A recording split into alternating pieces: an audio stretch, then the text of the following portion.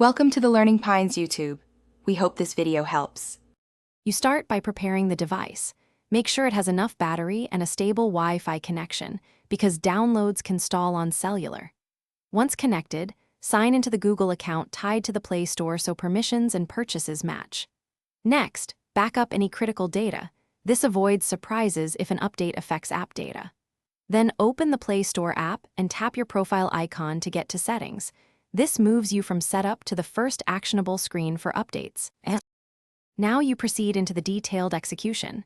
In Play Store settings, check the Play Store version and permissions so you avoid compatibility issues. Next, open Manage Apps and Device and inspect updates available. Prioritize Google Play services and the store itself. If storage is low, free space, or clear cache for the store app, this often resolves stalled updates. Decide whether you want Auto Update on for convenience or update apps individually to control data usage and timing. Finish by letting the updates download and install uninterrupted. Once done, restart the device to finalize installation and background optimizations. After reboot, open Play Store about to confirm the updated version and check the app's release notes or permissions if concerned. If an app misbehaves, clear its cache and data, then restart and retry the update.